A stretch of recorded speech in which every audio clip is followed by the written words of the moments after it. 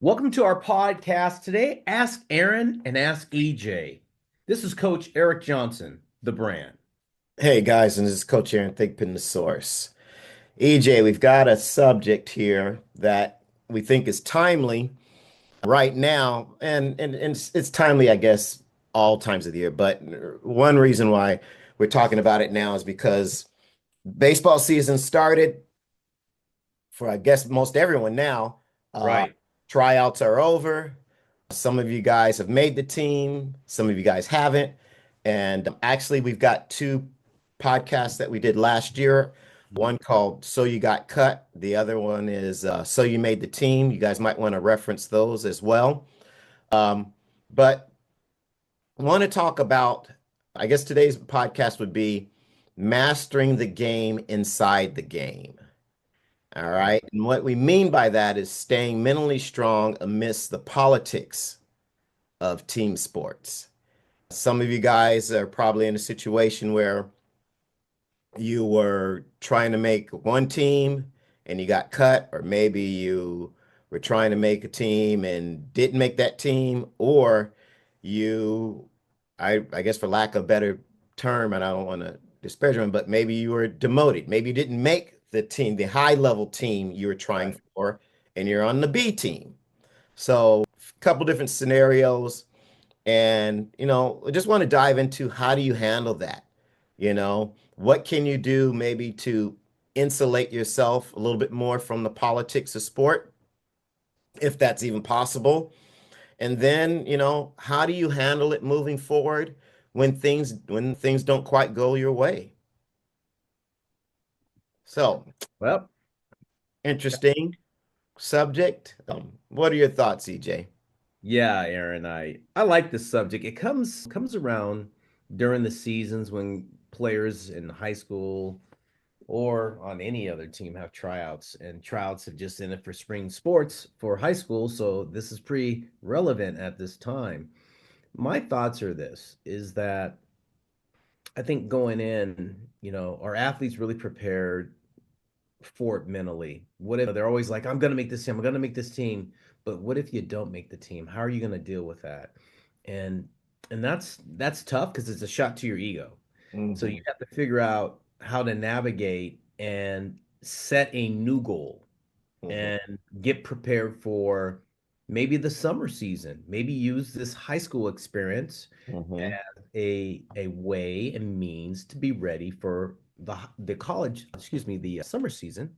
So when maybe recruiters or maybe somebody that is of interest needs to see you, that you're prepared because you could sulk for the next 2.5 to 3 months and just say, yeah, I don't really care. I mean, I'm just out there and going through the motions. And Right. that's probably the wrong attitude to have when this happens. But I always like to think of it this way, Aaron. We get to find the true character of an athlete when things are go awry or go wrong.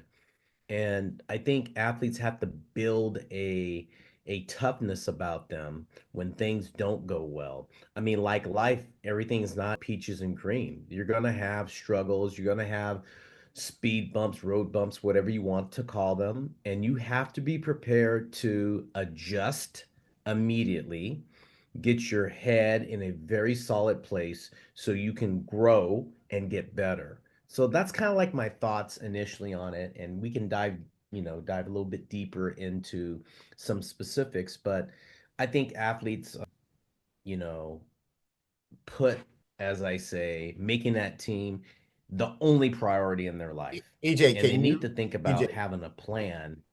What I'm saying is that athletes need to have a plan and need to adjust when things are going bad. And I think the main thing is that they need to adapt to the situation and start growing and find a new goal that they can attain. So when they get ready to move forward to the summer season, Mhm. they're well prepared.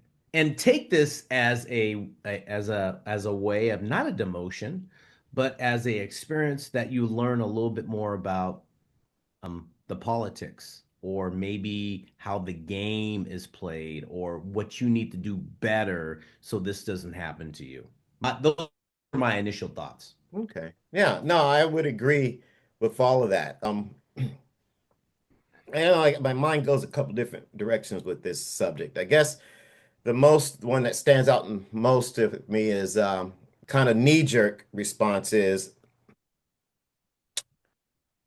to take Michael Jackson's term, look at the man in the mirror. Most of the time, when you're in situations like this, first look for the answers within yourself, Mm. not the answers from others. Do you know what I'm saying? So Yes.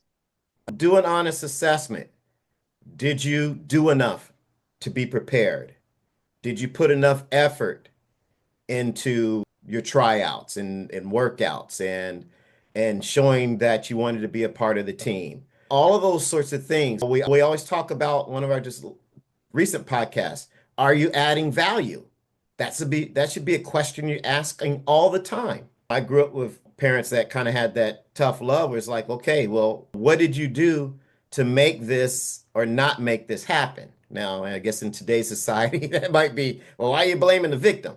But those are kind of some of the things that I first have to assess before I can move forward, because those might be the that asking those questions might give you the answers you need so that next time you don't make those mistakes. Now, if you've done everything you could, you're still kind of at the mercy of team politics. Well, you've just got to resign yourself to the fact that that's the environment I'm in. Right. These people have shown me who they are. Now, what's my next move? That's in my best interest. So for me, that chip just got a little bit bigger. I love it. Love that. And I'm always going to be like, I'm going to prove you wrong. So Right. my thing is when you're talking, take that energy and redirect it into something positive versus negative. Right. Use that as fuel to get even better versus letting that energy bring you down, sulking, piss poor attitude. Hmm. Um, because then it becomes a self-fulfilling prophecy for them. Yeah, I knew that kid wasn't all that great. Look at it. Look how he's playing. Look at his attitude. Do you Right. see what I'm saying? Yes, I do. So Absolutely. I get it. You can be emotional about this because you have time and energy invested in it, Right. and it doesn't come your way, but that's the breaks, as Curtis Blow Or might just say. blow the brakes. Remember that? The Yep. brakes. Oh man, I love So that, man. that Back in that's the kind of day, I where love I'm at that. now. I mean, if You you want, know, you can go ahead, EJ, and then maybe we yeah. can talk about, I don't know, putting together a strategy. Um, you, Yeah, you I go think ahead that's and go. important. I'm going to piggyback off some of your comments. Mhm. I'm going to piggyback off some of your comments. One is that when you said, "Do you add value?" and I always say this: Did you stand out during your tryout, or did you just show up? Because Mhm. guys show up and think, "Okay, I did this before. I played this the season before. I should have that. I'm here. I look good. I don't look any different than anybody else. I kind of like mix in or blend in. I Right. should be on the team. I'm good enough." But I think that's the wrong attitude to have when you go to a tryout. I always think of it this way: stand out, Yep. be outside what everybody sees. Do something that makes you stand out more than your other peers. So your coach goes, I remember that guy. I did that. Here's the other thing. I think a lot of times, I'm just going to talk about the sport of baseball because I'm in baseball, but a lot of these high school programs have like winter ball teams, fall ball teams, and all that stuff. Mhm. Here's a question I ask athletes, especially in our program. I say, hey, is your high school coach seeing you enough? Your varsity coach, if you're going out for varsity, does he have a program or does somebody have a program that he's affiliated with to where they could see you and know your growth pattern from the fall to tryouts? So they see you enough. So when they get to the tryout, they know you, they know who you are. So I always ask our athletes, hey, if you have a conflict, go do your high school thing. You're not, hey, look, I know where you're at. Go do your high school thing. I think sometimes that gets lost because the coach may say, hey, it's all right, go play with your club ball team. I'm like, no, go play with your high school team. Go do that for a while. I want him to see the value you bring to the table. And I think those are the 2 points I want to piggyback off your last comments of those things. I think that's important. And by the way, last quick note here, Aaron, we need to do a podcast that says, how do you try out? Yeah. What do you look like? We Oh, we need did to that. dive into that too, I think, a little bit. Maybe not. Well, there's a We couple, may have. God, there was another one we talked about was, God, I can't remember now, but I'll add it to our YouTube link and Yeah. you guys will be able to pull up. But basically, it's talking about what are you really saying to the coach in terms of Mm, body language and all the rest of that. But I'll pull it up for us. I mean, politics is in everything, right. and my dad used to always say, "Hey, the best way you can kind of insulate yourself from politics or shield yourself from politics is to be good." And Right. that's kind of the only thing I can go back to. Now, if you're in a bad situation, Mm, you've got to read the room and you've got to say, "Hey, is there ultimately an opportunity for me here? Are they going to continue to string me along? Are they looking at maybe people behind me and I'm going to hmm move them up when the time is right? Am I just a placeholder here?" mm, Um, and so those are sorts of things that you've got to start to think about and strategize around. Can I be better than this other kid that yes. they want to bring up, the golden boy or the golden girl? Does this coach keep his word when he tells me something? If there's a string of broken promises, then they probably don't value that much. Mm, What are they consistent in how they are treating me? Are they consistently treating me bad? Well, that kind of tells a story. Are they kind of sometimey? Where is their right. commitment to me? So those are a couple of things I think that you want to suss out. And then, hey, what do I really want to get out of the high school experience? Maybe it's just something where you like the camaraderie and the competition and nostalgia of high school ball, and you'll play it for what it is and not really worry about too much. Um, or you might say, hey, maybe I jettison the high school program. And for some of you guys who have heard some of our other podcasts, I've told stories about athletes me and AG have had that kids were in either toxic environments or environments where they just aren't going to get the benefit of the doubt. And they've jettisoned the high school program and taken that 3 to 4 months to get bigger, faster, stronger. And they've come out on the other side bigger, faster, and Right. stronger, and much better prospects. I haven't had an athlete yet who hasn't done that successfully and moved on to bigger and better things, getting their scholarships, getting their offers, or even going back and playing for that high school team. So using that time as a Right. transformation vehicle is, I think, really valuable. Or do you say, hey, you know what?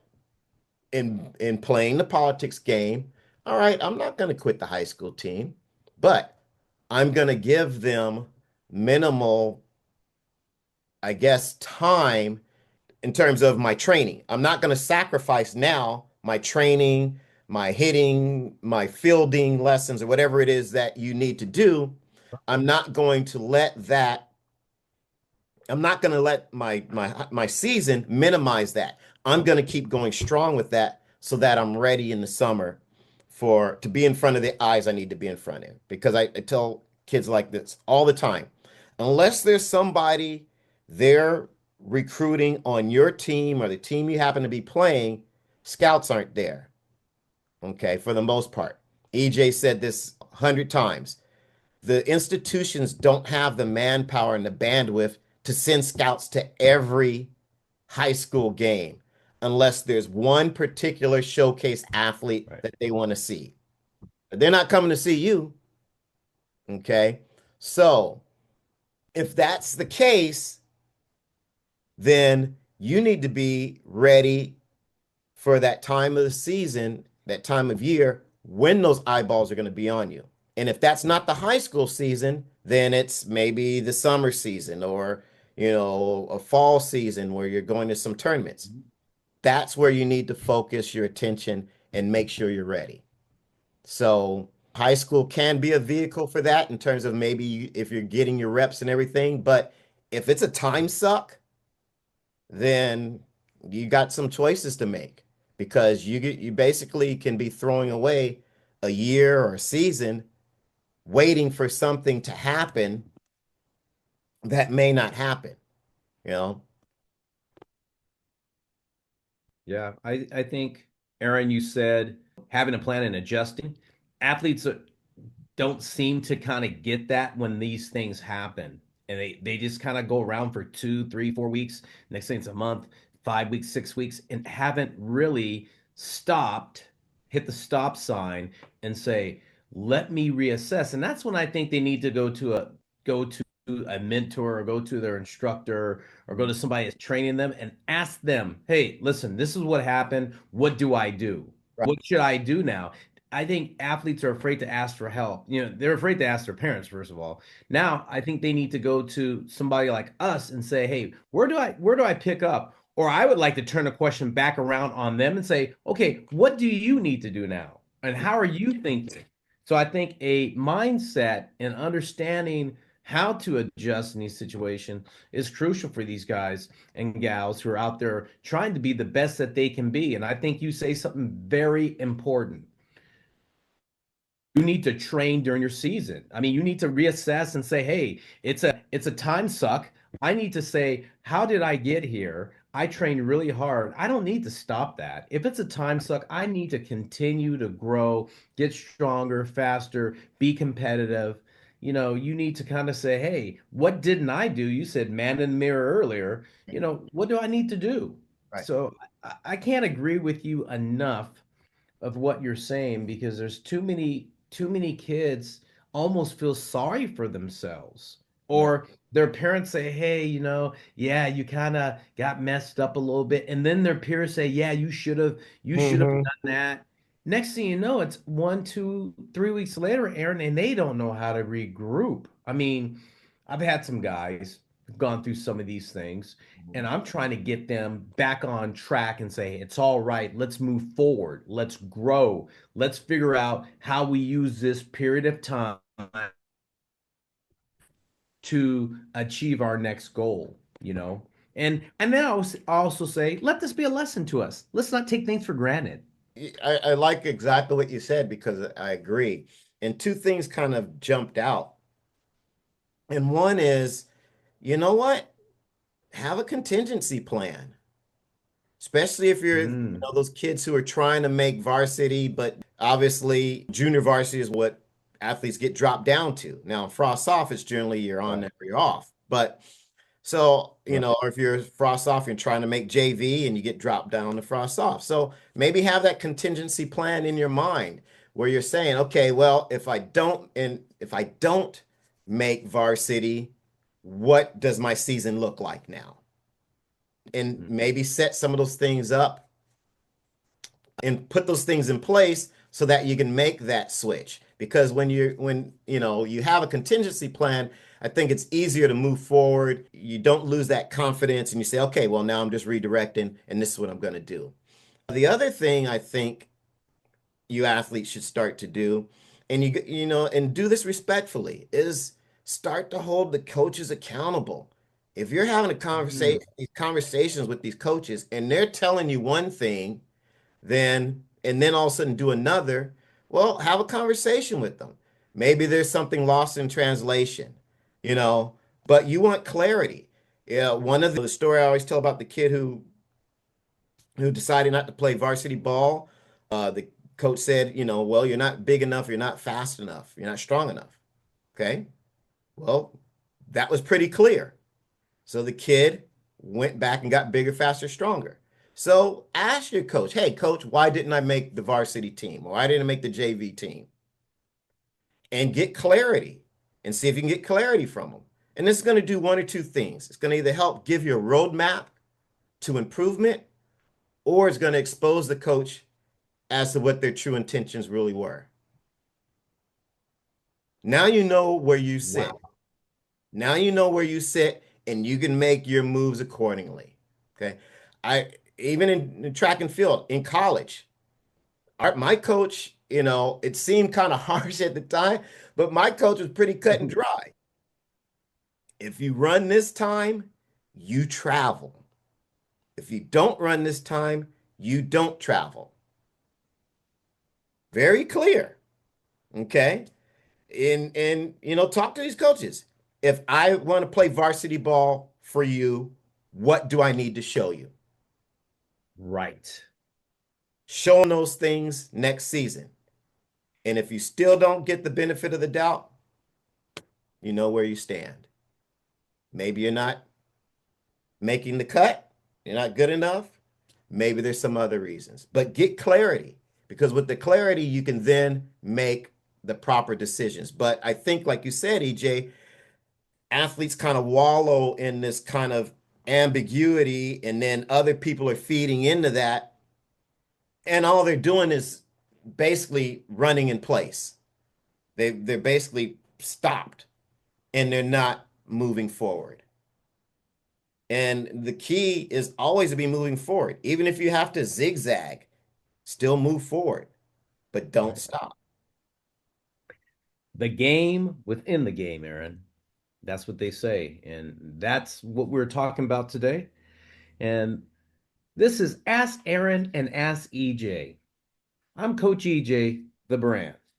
And I'm Coach Aaron, the source. We'll see you.